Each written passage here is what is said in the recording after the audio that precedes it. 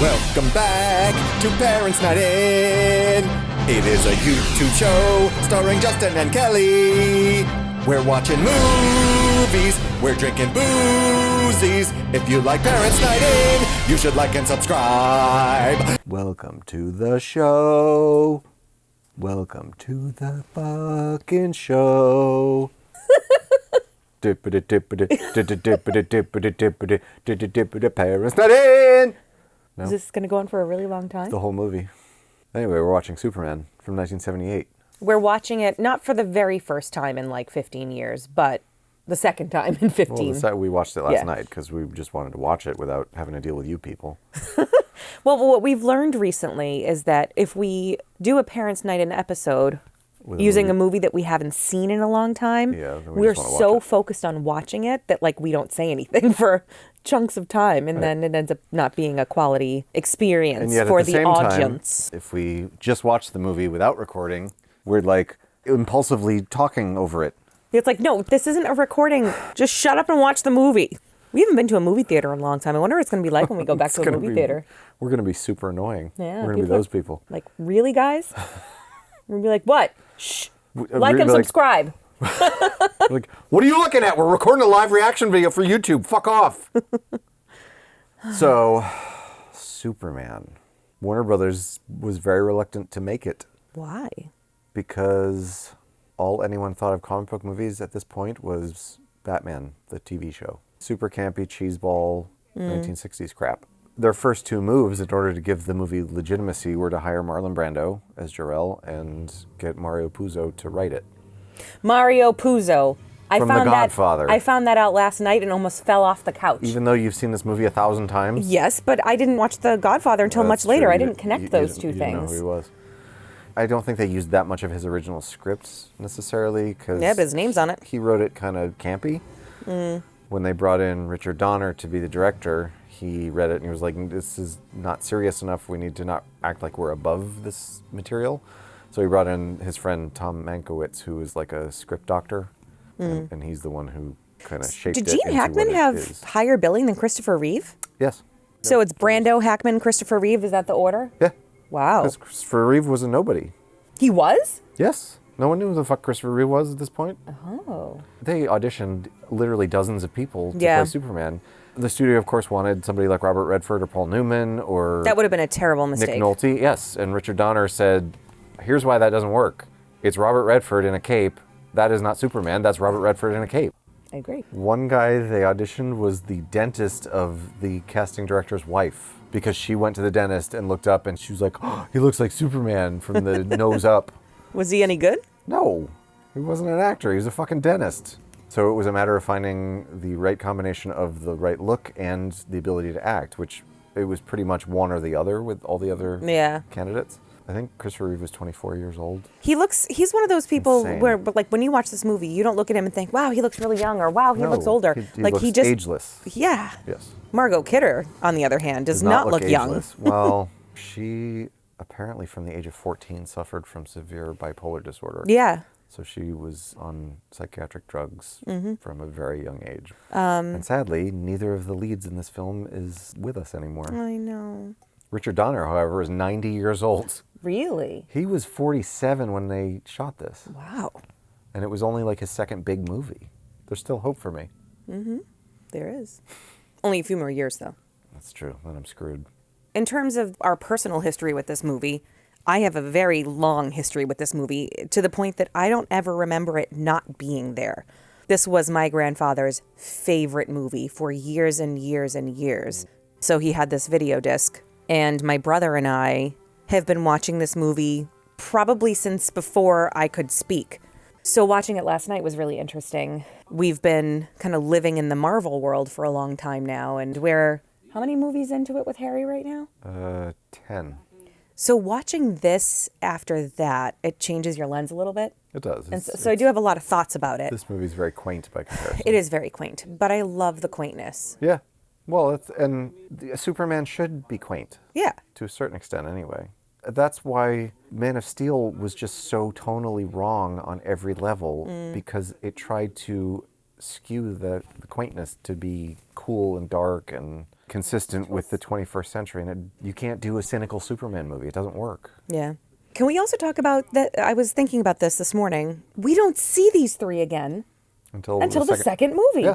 What a cool payoff. It is. Well, because they shot the movies together, except they didn't get to finish the second one because they ran out of money. So the studio said, just finish the first one. We'll put that out. Then you can go back and finish the second one, except that Richard Donner, of course, was fired. And why was that again? Because he butted heads with the producers a lot because of budget and schedule overruns and shit. And Richard Lester of A Hard Day's Night and Help fame finished the second one. I like this beer. Strong female lead? Yeah, by Night Shift. Nice job, Night Shift. Great name and a great beer. Strong female lead. Terrence Stamp looks like a crazy man in this scene. Terrence Stamp scared. Wow, I can't say Stamp and scared, apparently. Terrence Stamp scared the crap. That's really hard to say. Say it. Terrence Stamp scared the crap out of me. That was really easy for you. Easy as pie. He scared the bejesus out of me when I was a kid. He's screaming at Jarrell. Yeah. And I was like, I don't want to be in the room. So I saw the second movie first as a kid. I saw it in the theater. Oh. Absolutely loved it. I definitely, as a child, always liked the second one better. Yeah, because the second one is more of an action movie. This one's really slow. You don't get to see Superman until an hour in. They really take their time. Sort of like Batman Begins. They did that. Yes. Yeah. And I like that. I do enjoy when it's done well, yes. I got to say, Susanna York's one tough bee because I would not be able to leave my child in a ship and send him away. I would climb in there with him and I would lay in there in the fetal position. I don't think you would fit in that ship. Justin. What? I would rip off an arm if I had to. It's made for a baby. You'd have to rip off a lot more than one arm. I'd cut my hair.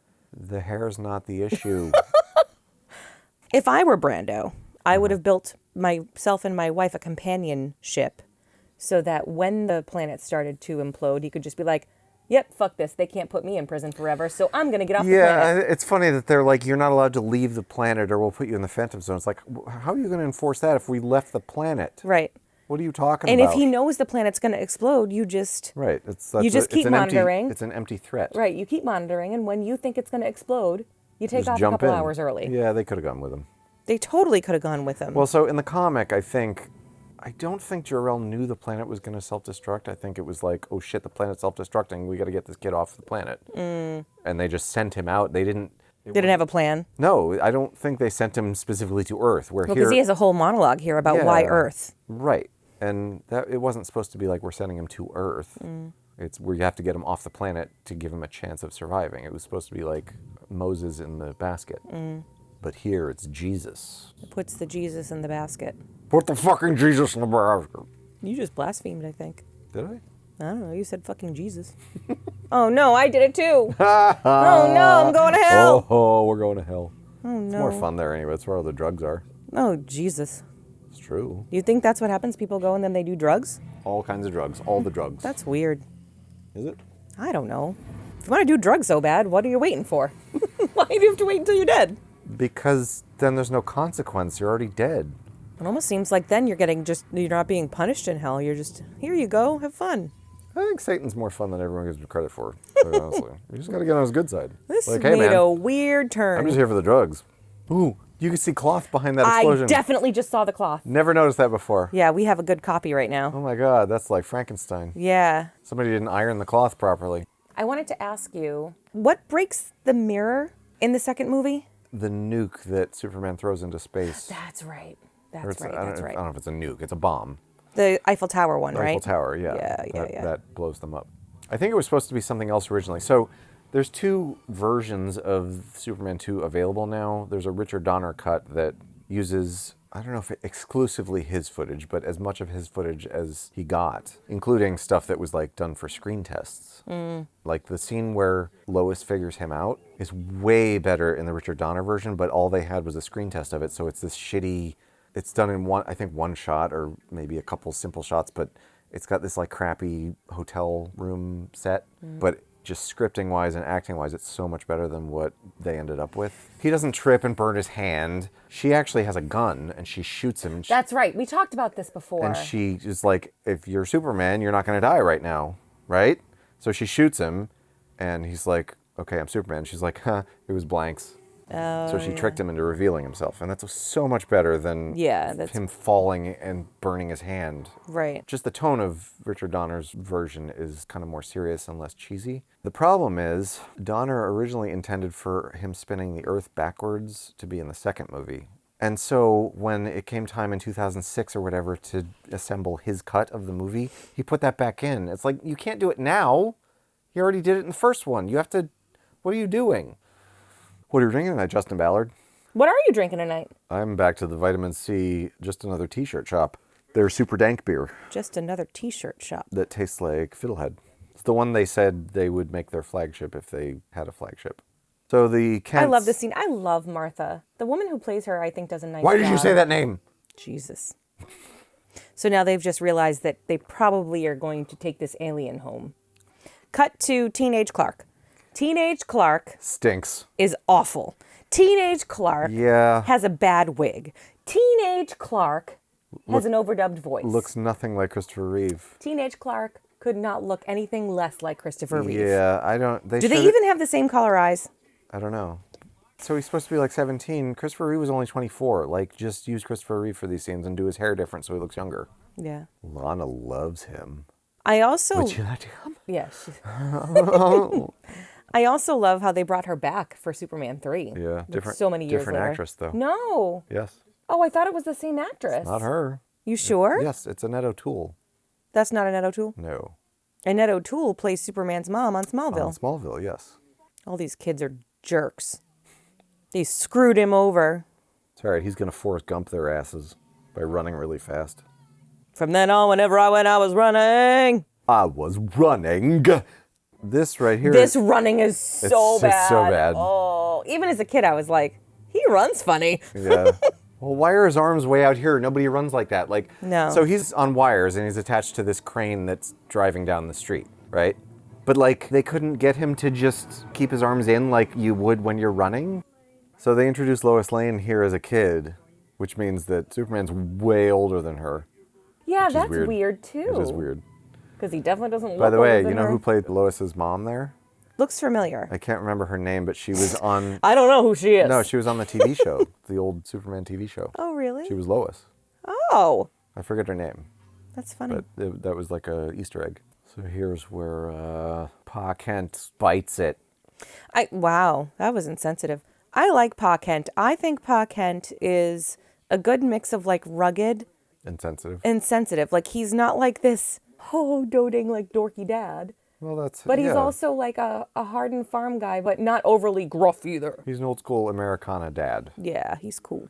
Like this whole section of the movie is meant to be like Norman Rockwell. Yeah, he does look like a Rockwell painting. Clark, on the other hand, looks like a nightmare. Clark looks like my nightmares. Clark looks like that Barbie doll I had in the 80s with the rail hair. Yeah, he does. Also, why'd they give him a wig instead of just like blacking his hair like they did with Christopher Reeve? Like Christopher Reeve's hair isn't black. They colored his hair black. Oh no. This always made me so sad when I was little. Hey, Jonathan Kent's having a fucking heart attack, dude. What's Clark gonna say? What about Martha? Why'd you say Martha? Why'd you say that name? Fucking Martha. Poor Ma. He spends 12 years there? In the fortress. I never knew that. Yeah, that's where he learns everything. So basically, he goes through his entire schooling career. Yes. Again. He's like Dr. Superman. He's Dr. Superman, yes. Yeah, right. we should be calling him Doc. Doc. It's Doc Soups. Doc Kent. It's... Damn it! You win this round. Bing! One for Justin. If you want to be Superman, you got to learn. You don't just step into that cape. You got to earn it. So the first time this was referred to as being in Kansas was in this movie. It was never referred to... It was just Smallville? Yeah. Smallville, USA? The Adventures of Superman radio show said Iowa. DC Comics number 14 said it was in Maryland between Metropolis and Gotham on the Delaware Bay. Maryland? That's weird. After the movie and Crisis on Infinite Earth... What the hell is that? That was a big, like, event comic. DC's writing was so all over the place that they had to say that there were just different universes, like parallel universes. So the same characters existed, but in different universes. Yeah. So like Earth 1, Earth 2, Earth, multiple Earths. Oh. So that they could shore up all these discrepancies in the storytelling. So they said, fuck it, there's multiple Earths. Crisis on Infinite Earths is basically them like combining everything into one universe. That's cohesive. And from there on, Smallville was constantly in Kansas. Yeah. I want to know something. He told her he was going north. Is she thinking like he's going to end up in Michigan? Yep, Michigan. Yeah. This is quite a hike for him. Yes. Okay, so he's hiking through the 7 layers of the candy cane forest. The swirly whirly gumdrops. Through the Lincoln Tunnel. I want to know. Why he didn't run into Buddy the Elf. Yes. Coming the other way. And where's Mr. Narwhal? Yeah. Right? He jumps on the iceberg. I don't see Mr. Narwhal. Oh, There's there a is polar something. bear. There's a polar. I never noticed that before. Me neither. Why didn't Mr. Narwhal show up? Hey, Superman. Hope you find your dad. Both of my dads are dead, Mr. Narwhal. Thank you for bringing up such a painful subject, you dick. I wonder what he thinks is happening here. Like, if that were me and I threw something and that started to happen, I would be running the other way. I would be scared. I would be scared and I would run the other way towards my goats. You would very be scared? Yes. I do love all of the music in this score. John Williams is a genius. Yeah, it's an amazing score. This score, I feel like, is a character in this movie. Oh, yeah. This and Jaws and Star Wars and Raiders of the Lost Ark, the score is a character. And E.T. as well. I just thought of something really funny. What? We're homeschooling our child right now through Zoom conferences. This is basically the 12-year-long Zoom conference. Yeah, basically. He is being Zoom conference taught by Jarrell. What I want to know is later when he actually talks to this recording of Jarrell, how does that work? Artificial intelligence. So it's like in Winter Soldier where he basically uploaded his brain into a computer? Yeah, kind of. Is that what's going to happen to us? Like, we'll eventually be able to, before we die, just upload our brains? And then he flies towards the camera, and then we don't see him again in the Soup's costume for a little while. And then he, like, swings off to the side. That was his move. Like, Christopher Reeve came up with that. He actually, like, tilted his body so that he would swing. Yeah. And they were like, oh, my God, that was perfect. Well, you have to. Otherwise, you're not going to look like you're doing anything. Right. Yeah, all the filmmakers credit him with as being the best special effect of all. Because when he was flying, he really looked like he was flying. Hey, Kelly. It's Lois! Lois Lane! Of Lois! How did Superman fake his way through a job interview at a newspaper? I don't know. I am a very experienced reporter with a snappy prose style. Here are some samples of my writing. Apparently he types really fast. Perry knows that. I didn't see a typewriter in the Fortress of Solitude. Where did he get the typewriter? It doesn't matter, Justin. All he has to do is know how to type, and then super speed does the rest. I can type 7,000 words a minute. the typewriter's going to catch on fire. I can type while flying. Can any of your other reporters do that? Or do they have to do one at a time? Losers.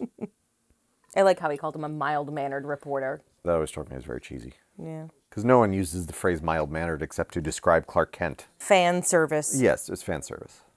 So Margot Kidder is Canadian. She was also one of dozens of actresses that they auditioned for the role. She went out over like Leslie Ann Warren and Ann Archer. Leslie Ann Warren would have been so weird in this role. She was not good based on her audition. Yeah. She was like way over the top from her screen Yeah, test. she's too... And that's just her What thing. was she famous for? She played Cinderella in the Rodgers and Hammerstein one. I thought Ann Archer would have been solid. I don't know who Ann Archer is. I couldn't tell you what she was in. I've seen her in something. I just can't think of it. Patriot Games, maybe? He's such an oaf. He plays the oaf really well. Yes. He practiced that for a long time in the Fortress of Solitude. Probably wasn't hard to do. There's a lot of ice there. He's probably just constantly slipping. Whoa! Whoa! Oh, I dropped the crystal. Oh no, I built a second Fortress of Solitude by accident. I dropped it in the water. Shit. Here's where we meet Mr. Luthor. So Gene Hackman obviously did not have the same commitment to Lex Luthor as Kevin Spacey later did when Kevin Spacey actually shaved his head for the role. Gene Hackman didn't even want to shave his mustache for the role. Oh, really? He told a story that when he first met with Richard Donner about playing Luthor, he said, I'd kind of like to keep the mustache. Is that okay? And Richard Donner was like, well, I'll make a deal with you. If you shave your mustache, I'll shave mine. And he said, okay, fine. And then he went and shaved his mustache, and then he came back and said, okay, what about your mustache? And Richard Donner went, okay, and peeled off the fake mustache that he had on. That's hilarious. Yep. His head was shaved in the second movie. It wasn't shaved. It was a bald cap, and a bad one. And it's not like he had that much hair to hold on to either. Yeah. Jesus.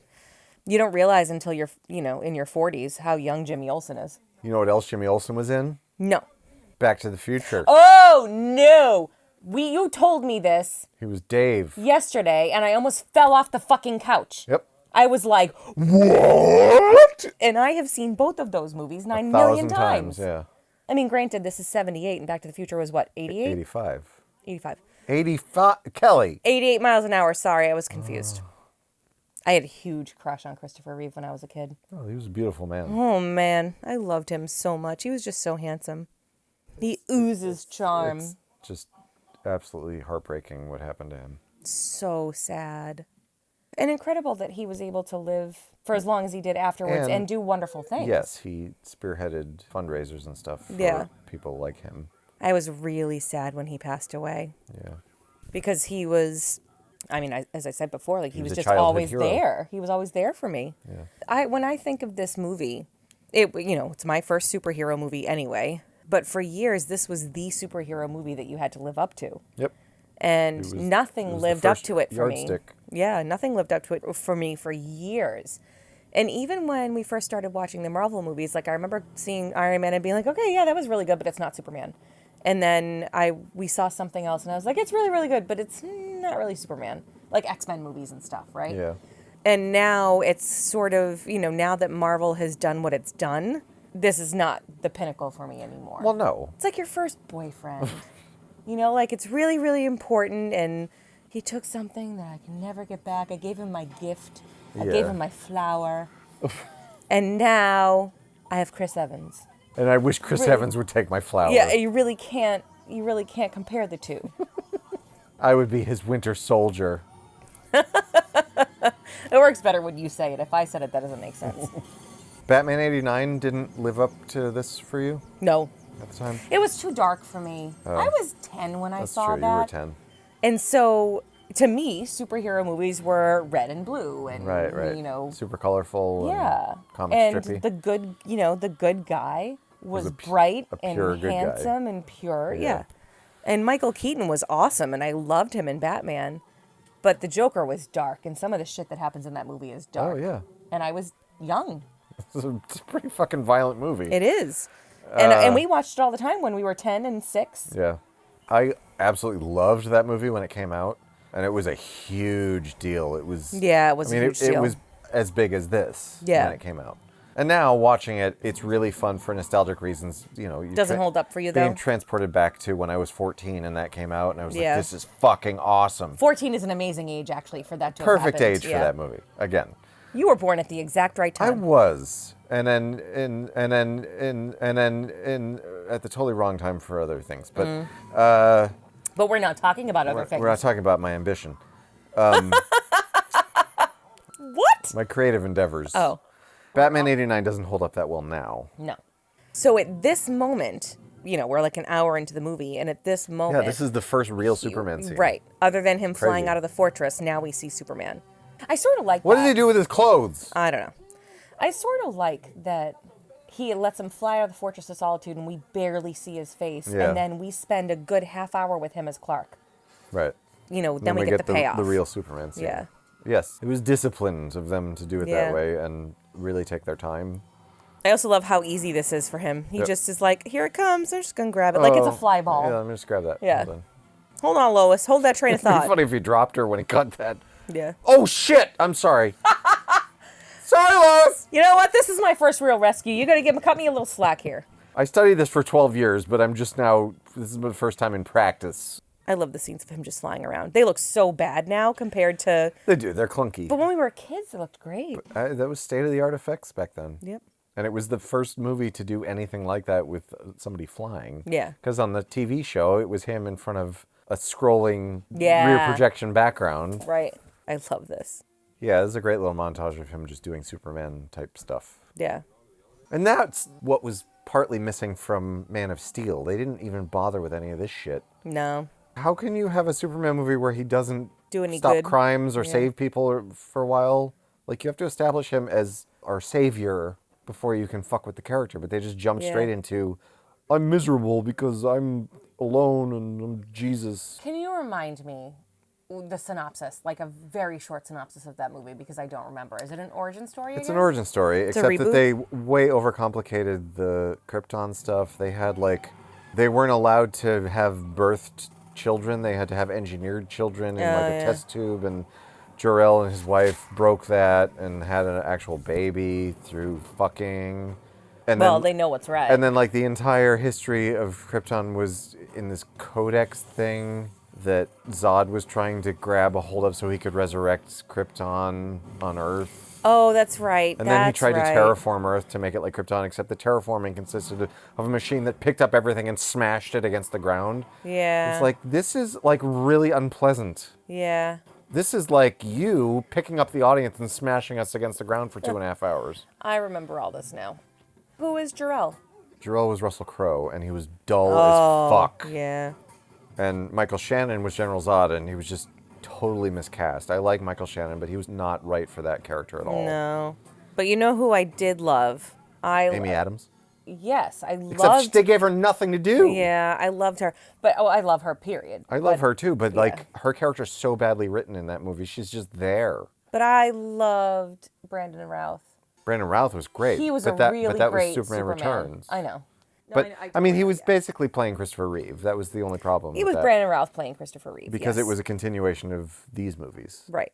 But he was very good as a Christopher Reeve surrogate. Yes. Kate Bosworth, not so much. No, she was wasn't not right. great. Kevin Spacey was really good Kevin as Lex Spacey was Luthor. great. Yeah. And Parker Posey. Yeah, and Was she Miss Tessmacher? She was like the next Miss Tessmacher. yeah. What was her name? I forget. I don't remember. She was really good, though. I like her, period. Yeah, she's just she's awesome. So fun.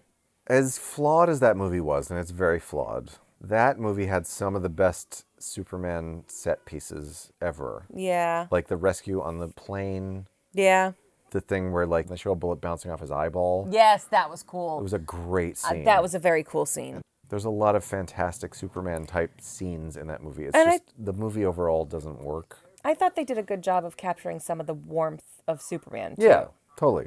Yeah. Tonally, it was right. It's just, it was a slog to sit through because of the thing with his kid, and I thought that was cute.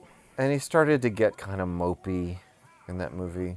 Yeah. Which, again, Superman shouldn't be mopey. You don't. That's not why you want to watch a Superman movie. Remember Evil Superman from Superman 3? He was kind of mopey. I remember so little about that movie. We should watch it again just for a laugh. Oh, God. It's so bad, it's good. Yeah.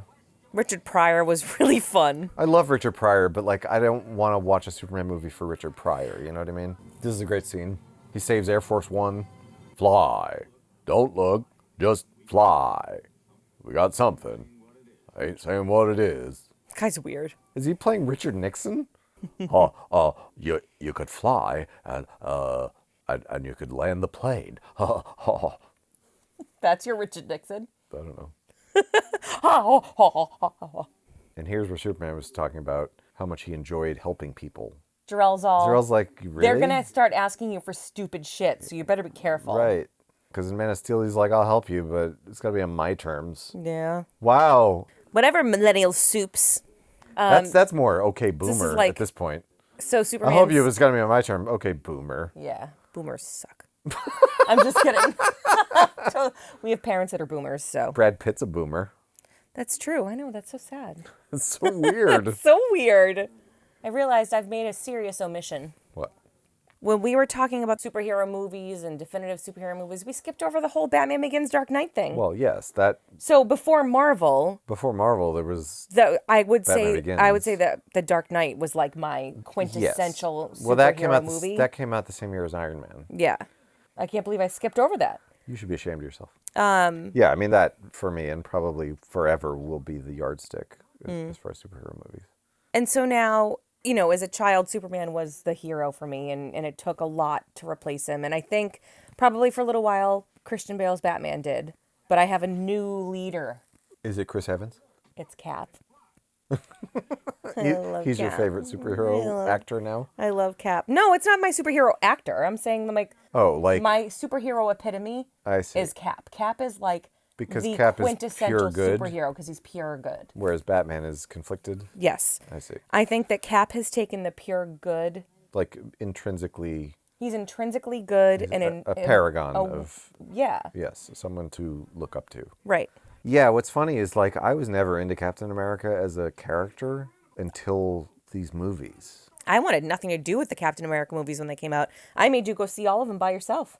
Yeah, I saw the first one by myself in the theater, and I was like, oh, it was fun. It was like a sort of a B movie. And then Winter Soldier, I didn't even see that in the theater because the first one was just like a lark. And I was like, I could probably skip this. And then the reviews came out, and they were like, this is a game changer. I was like, really? And then I rented it, and I watched it without you. And I was like, holy shit, this movie's good. Right. And you were like, you really need to watch Winter Soldier. And I was like, fine. And then I watched it and I was like, okay, this is pretty awesome. That movie's incredible. But yeah, Cap is my man now. Cap's my soup. Yeah, I remember watching Winter Soldier at the time because it was year after Man of Steel came out. And I was like, this is what Superman should have been. I remember you saying that. Because Winter Soldier has plenty of dark. It's a heavy movie, and but guess action scenes. Who is the light? Right. Oh, it's the superhero. Right, and the action scenes in that movie are fucking intense. They're so good. Bucky, the Winter Soldier, Bucky's terrifying. Is terrifying. Yeah. As we were watching it again, I was sort of reminiscing the moment when you see the Winter Soldier in that movie for the first time, and he's just mercilessly beating Cap. Yeah. And I'm like, no one's going to beat this guy. Right. What the hell? Who is this? And then when I realized it was Bucky, I was like, what? Yeah, I had no idea the first time I watched it. So good. That's my favorite MCU movie. So she's interviewing Superman for an article. He agreed to be interviewed. He is like smoldering, and he is just giving her every in. Like, you're hot, and I really like you. And like, look at his eyes. He's super intense. I never picked up on that before. Really? He just emits sex. Yes. I don't know how I never picked up on it as a kid. I mean, not as a kid, like as an older teenager. So in the documentaries, they talk about how both of these actors basically had to play two different characters. Like, he actually plays two different characters. Yeah. He's got to be Superman, but he also has to be this bumbling idiot. Mm-hmm. But she has to play her interactions with him totally different depending on who he is. Right. Yeah. She's like the lovesick teenager type. Right. When he's Superman, she's going to be like, oh. Right. But then when he's Clark, she's going to be like, okay, Clark, whatever. Like, you literally mean nothing to me. Dismissive. And like cynical. Like he's a little man boy, and she's like a cynical, jaded, hard-edged reporter. But when he's Superman, she completely changes into a different person. And doesn't happen to recognize that he's the same guy sans glasses. Well, that's one of the great fallacies of the comic book genre is, oh, he puts glasses on, so therefore he's a different guy. God, I love the score so much. You know what I don't love, though? Is her voiceover. Yeah. You can fly. You live in the sky. It's me. It's Lois. So we talked about this on an earlier episode, but you know who would have been a perfect Lois Lane? I don't remember. Karen Allen. Oh, she would have been great. Yep. Yeah, she's perfect. I love her. I love her, too. She's so good in the indie movies. Yep. And in Scrooged. Oh, yeah. Also directed by Richard Donner. Yes. Yeah, it's a shame she didn't audition for this. You don't see a Courtney Cox resemblance? A little bit. Why do you say that? When we watched Ace Ventura, I'm pretty sure I said to you, when Courtney Cox first came on the scene, I was like, oh my God, she's like Margot Kidder's twin. No, I think I agreed that there was a resemblance. Kind of similar voice, too. Yes. Yeah, when she was younger, could have been a good Lois Lane. Courtney too. Cox would have been a great Lois Lane. Yeah. If Doc Brown invented a time machine. He could have captured Courtney Cox on the set of Friends and said, no, fuck this show. You got bigger things to worry about. You're Lois Lane, bitch. Wow, Doc Brown is a savage. He would have said, great Scott, you're Lois Lane. I don't do a very good Christopher Lloyd either. No. God damn it. Who was that? You're Lois Lane. I remember Old Man Peabody. He owned all of this. Her Lois Lane. No, you said it sounds like Dana Carvey doing Jimmy Stewart. Oh. Lois Lane's not here. She's out there. Your Doc Brown is Dana Carvey doing Jimmy Stewart, doing Cary Grant, doing Harvey Keitel. Pretending to be Doc Brown. Colorized. That's pretty wizard. Looks like the where The Shining was shot. It does. Literally looks like that. It looks like that road. It might be. Going to the Sun Road. Yes. Okay. A bizarre so name. So now, there's not. I looked up Superman 1978, The Road to the Sun. It might not be in the same road, but it looks. So very similar. I don't think it's the same road. Looks very similar. They might be in California. The Californians. Miss Tessmacher, what are you doing here? Superman? You never told me you had a dad. That's amazing. I miss them. You definitely never told me you had 2 dads. Elma, they're both dad. Your dads are both dad? Lois is not much of a driver. Why would they do an interview in a car? Like, meet him somewhere at a coffee shop or something. Why would you interview him in a moving car while you're driving? Yeah, it's weird. Who decided to make a bow tie? And how did they decide to make it such a weird shape? Like when it's untied, it's like a whoop, whoop. I believe it was invented in Cincinnati. You're gross! Kelly's gonna drink some Bamboozled by Hops. Let's drink Bamboozled! Kelly's gonna get herself bamboozled. With beer. They should hire Joey Tribbiani to come and sing a jingle. They should. Let's get ready to drink Bamboozled by Hops. Bamboozled is one of my favorite BHZ beers. And what does BHZ stand for? Barrel House Z, our local Weymouth brewery. Brewery. The first Weymouth brewery. There are now 3, but it was number 1. It was number 1. Number 1 in our town and in our hearts. I am drinking my favorite Weymouth brewery, Vitamin C, all together now. Sorry, all together. It's just all together. We're super lucky that we have 3 breweries in Weymouth. And We are. Vitamin C and Barrel House Z Are right next to each other. And they rhyme. Vitamin C, Barrel House Z. Wow. How did we get that the same? We've never sung that Weymouth before. beer is all right for me. That's a song that we've been married too long. Yeah. That was not planned. I love this scene too. Yeah, this scene is awesome. This is excellent Superman type stuff where he's getting shot from every angle and it's just bouncing off him.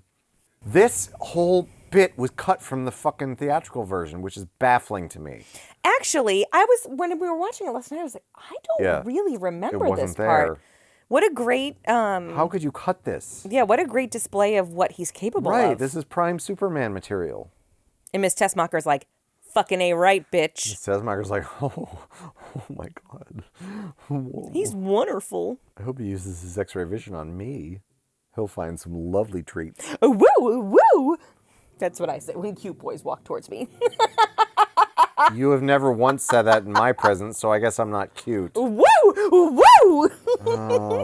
I'm learning a lot about our marriage. I don't need a geography lesson, Lex. I went to 12 years of dad school in the Fortress of Solitude. I'm Dr. Soups. I'm Dr. Soups. I wrote children's books about soup. Oh no, it's kryptonite. Oh God. But fortunately, Miss Tessmacher Has a conscience. has a conscience. Well, mostly she thinks he's hot. That doesn't hurt. And then she says, my mom's in New Jersey. My mother lives in what? Hackensack. Hackensack. My mother lives in Hackensack. Oh no, she's gonna die. Why'd you kiss me? You're a real pretty lady, gosh. Your face is swell. Your boobs are swell. I wasn't going to go gross, but since you did, I'll laugh at it. He's gonna go save the world. Superman. Superman! Superman. It's weird to me that like 40 years later, over 40 years later, this is still the Superman movie that got it the most right. Yeah. Like Superman Returns got the action scenes probably the most right. But in terms of the character, this movie got it the most correct. Yes. Well, it's like many other things. Some things don't need a remake. I'm fine with them remaking it, but like you don't need to reinvent it. You don't need to reinvent the character of Superman. The character of Superman is very simple. This was always so scary and sad to me, too. And she's actually in a car crusher. Yeah. Wait. Really? They put her in a car crusher. They're like, no, don't worry about it. We're just, we're going to just slightly crush the car. You'll be fine. And they're dumping dirt on her, too? Yeah. Jesus. She did her own stunt for this scene. That's terrifying. I love how he plays his reaction to Yes, her death, and though. it scared so the perfect. shit out of me as a kid. Really? Oh my God, yes, because he screams. Yeah. You know, he's a gentle, wonderful soul. So to have him scream like that was like gut-wrenching and scary.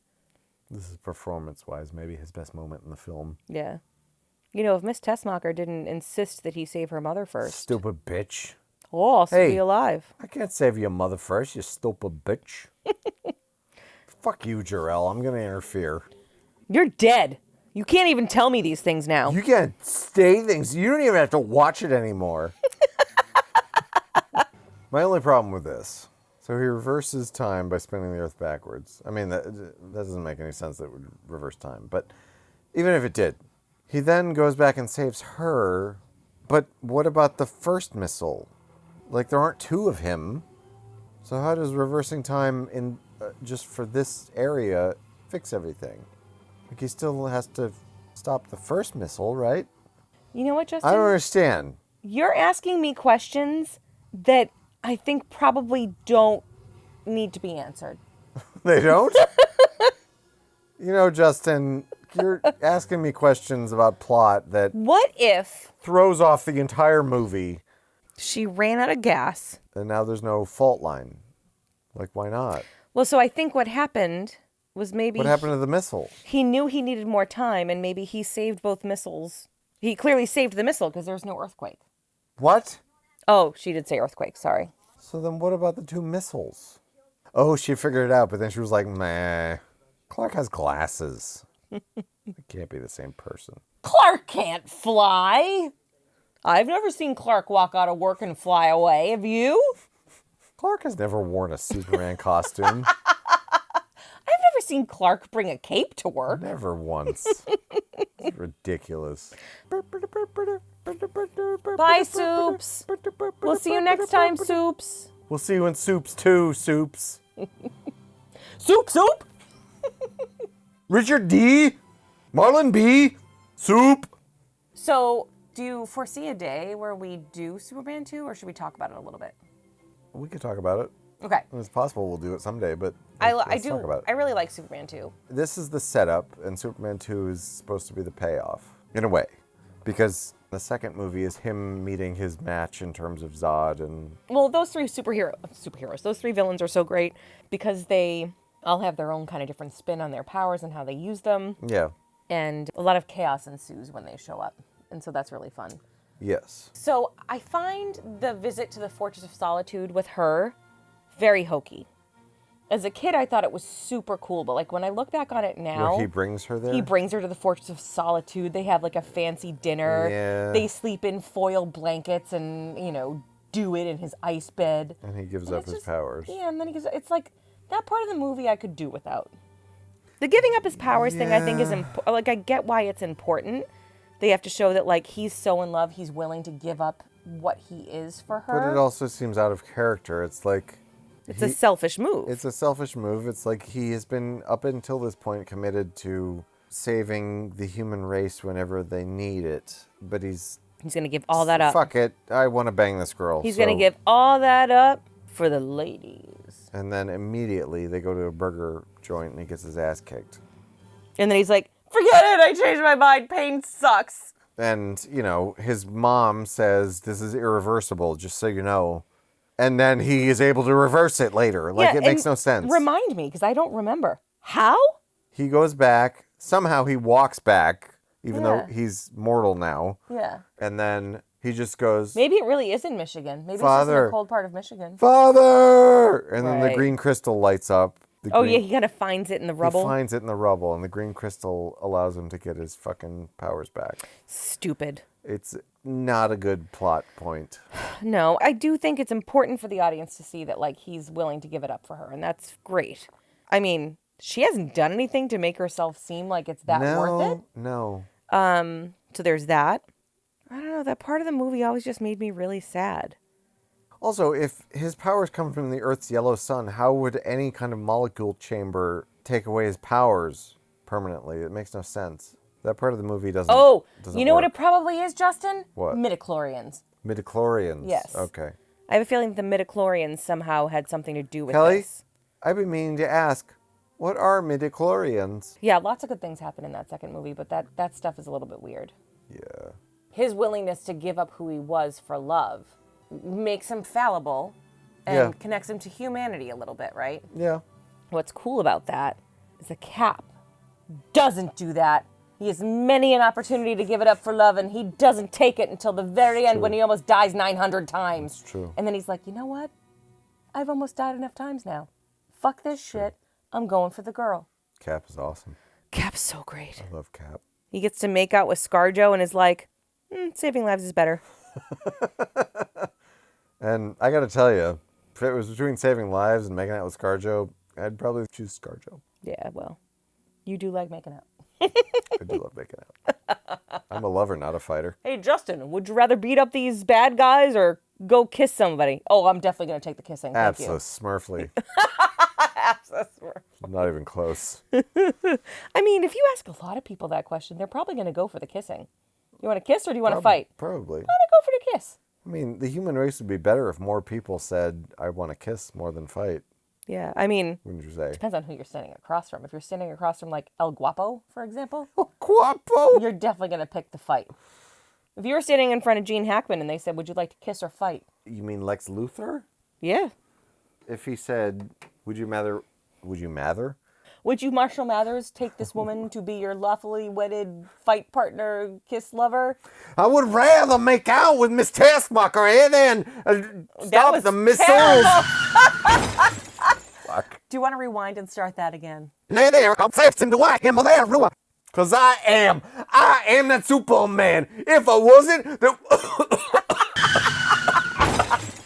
Superman. How do you like Superman? What? What? I think I just spent like an hour and a half to 2 hours and 25 minutes or so telling you that. I want to see a Superman film that captures the spirit of this movie while taking advantage of the technology that we have now. Yeah, yeah. The movies that have come the closest to that are Winter Soldier and Wonder Woman. Wonder Woman is so good. It was really good, and she's another character. It was like, this is how Superman should have been. Yeah. She's really likable, like Superman ought to be. She's really likable, and she's really inherently good, Yes. and all the crazy shit that happens around her is dark, but it doesn't mean she needs to be. Right. You want the hero to be the light in the darkness. Right. Tony Stark does it with humor and sarcasm. Cap does it just by being awesome. It depends on the hero. That's what I'm saying. Like, they all have their different ways. Like, Batman is a very conflicted hero. Batman should be dark. But Superman is supposed to be about, I'm going to do the right thing because I inherently love doing the right thing. Right. It's what It feels good. defines me as a person is helping people. Right, and it makes him happy. Right. You could argue that in the scene where he says, you know, I really liked helping those people, Dad. Dad! Hey, Dad, I really liked helping those people, Dad. Especially Morgan! You could almost argue that because he's getting that kind of high from doing it, that eventually that high is going to wear off, right? Like with any high in the world, a runner's high, from booze, from drugs, whatever, eventually you need to seek more and more and more to get that high. So his next step for that high is Lois.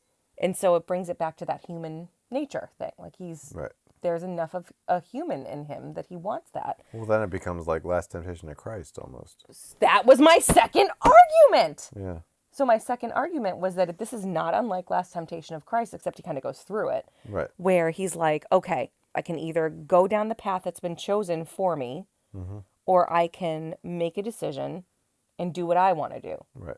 Which one of these should I do? And in Last Temptation of Christ, he kind of dreams the possibility. So Superman 2 is basically Last Temptation of Christ because he gives up his powers to be with the woman. Yes. In Superman 2, he sort of takes this little detour to actually do it, realizes that it's not for him, and reverses it. But yeah, as I was sitting here thinking about it, I was like, oh my God, there's like a perfect parallel there. Yeah. And I know the Superman thing is, there's always a Jesus thing behind it. Right. It's I set my only son. And right. So the Superman comic was created by two Jewish kids. Oh. So I don't know if they had a Jesus parallel in mind when they created him, but like clearly when they did the movie, it was there, and he's been tied as a Jesus figure ever since. Yeah. Didn't they do something really overtly obvious? Man of Steel? Yes. Yeah. They put him on a cross or something. Oh, it was fucking ridiculous. Crazy obvious happened. I don't remember there what it were two was. very obvious scenes. He ends up in a church at one point, and there's like a profile of him and then Jesus in the background. That's right. But then at one point he flies out of a ship and he goes like this and does like the cross. That's what it is. I remember, like, and I remember looking at you. Fucking assholes. I literally remember looking at you in the movie theater and going, "Really? Yeah. Did they just do that?" Yeah. Yeah. We're not stupid. Good job, Fucking guys. hell, Zack. Come on, Zack. Come on, Zack. Yeah, I'm curious what the next Superman film version is going to be. So Cavill's out, right? He's done. Cavill's done. I liked him. It's a shame. Like he could have He been had moments, yeah. He could have been a great Superman if he had been written as one. He's a handsome fella. As far as like just pure looks go, he looked the most like Superman of anyone ever. More than Christopher Reeve? I would say so, yes. He looked like he was carved out of marble. I don't think I can get past Christopher Reeve as Superman. No. Like separate the performance from just the pure look of it. No, I'm saying the look of Christopher Reeve looks like Superman He does, to me. but Henry Cavill, I feel like, does even more. I don't agree. Well, okay. I like Christopher Reeve's face. I just like his face so... Oh, I do too. I think Henry Cavill looks tougher. Yeah. And I think Christopher Reeve has this very all-American... In a different way. He has the Norman Rockwell look. Yeah. And he maintains it throughout. But that's part of stories. that's partly performance. Like if you completely throw away the performance and you just took a picture of each of them, for me, Cavill, you know, I will challenge and you. And you don't do the spit curl thing, because Okay. Cavill didn't really have the spit curl. Well, I challenge you to send me a side-by-side, and I will be the judge of that. Okay. When they cast Cavill, I was like, he looks like fucking Superman. When they cast Heath Ledger, you cried for like 4 days. I didn't cry. You didn't eat dinner. What does that You were have to like, do- I'm not First coming of all, home tonight. I'm going to the bar. How is that relevant to the conversation about I'm just Superman? saying, you can't look at a picture of based upon casting. I know And then that. say this is going to be good or bad. I am aware of that. And I'm just saying, like, when Cavill was cast, I said, I really like this casting choice based on the look. Like, he looks like Superman to me. Right. And then when they cast Heath And then Ledger, the movie sucked. When they cast Heath Ledger, you were like, I'm Yes. not coming home. I'm going to the bar. I'll see you in 3 days. And I was like, Justin, it's a movie. And you were all, they're ruining it. They're ruining the whole thing. Again, I'm not sure why. Like, I'm already admitting I was wrong about Cavill being cast. I'm not sure how bringing up Heath Ledger negates any of that. Like, It doesn't negate it. It's just a fun story to tell. There were weeks of emails and it was months of him being like, if they fuck this up, like, how could they make such a bad choice? This is going to be the kid from The Patriot? What the fuck? And I'd be like, Justin, I think you should just eat your salad and then maybe we should go to bed. But it was a daily conversation. that's the most wrong I've ever been about a casting choice ever. That's the most wrong I've ever been about And anything ever Again, in my life. I'm not ever. alone. Like, when Heath Ledger was cast, so many people were like, what? And then You said people. I think what you meant was fanboys. no, just, No, I'm people, it's and not- I didn't give a flying shit. yeah, I know. But anyone who gave a shit about the movie, And Christopher Nolan knocked it out of the Christopher pack. Nolan was right. Yep. Obviously. Christopher Nolan went yad on that one. He went yad. Anyway, this is a really weird fucking side project. Because we were talking about Henry Cavill. And he shit all over your dreams. He didn't shit. No, it wasn't his fault. The director, Zack Snyder, shit all over my dreams by making him an asshole. He gave you a chocolate soft serve. He gave me a shit sandwich. He gave me a shit sandwich in the shape of a giant S. I remember leaving the theater being like, I feel like I got face raped. yeah. I don't remember. Did I lean over in the middle of the movie and say something to you about it? That I was exhausted from watching it. Yeah, it was legit like being smashed in the face with a golf club Well, so for a solid hour and a half. what year did we see Slayer? 2010. So I got Justin tickets to go see Slayer. And by the end of the show, I was like, Justin, I'm fucking exhausted. Like, it was exhausting because it's just being beat in the face with a guitar for an hour and a half. So fucking loud. They're so loud. and it's constant driving. Yep. And so basically watching the Superman, the Man of Steel, It was like that. it was like an hour and a half of Slayer. That was like they were shoving their guitars in your ear holes for 2 hours. That's a great visual. And that's what Man of Steel was. It was 2.5 hours of just Superman punching you in the fucking eyeballs. Yeah. This is a really long post-show chat. The point is, Superman 1978 got it as close as anyone has, but it's still not perfect. But what would you have done differently? Lois? I mean, Lois, but also just the idea of like spinning the world backwards and reversing time and not really reversing time, and it's just messy. Yeah. Brandon Routh's Superman captured the spirit and took advantage of the technology in a way that there were great Superman scenes, but the script just wasn't great. And it was like, why are you tacking on your Superman to what already happened? Like, just do a new Superman. Yeah. You know what I mean? That should have been their Batman Begins. And then they tried to start over with Man of Steel, which I respected, but then they tried to reinvent it, which was like, you don't need to reinvent it. Just be true to the characters, but start on your own origin story. We take our Superman very seriously here. Well, it's a delicate character, really. Yeah. As simple as it is on the surface, it's a delicate character to get right. Yeah.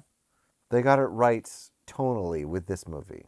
There were just technological limits and cultural limits where you couldn't be as sophisticated with a comic book movie as you can now. Yeah, comic book movies have come such a long way. Yeah.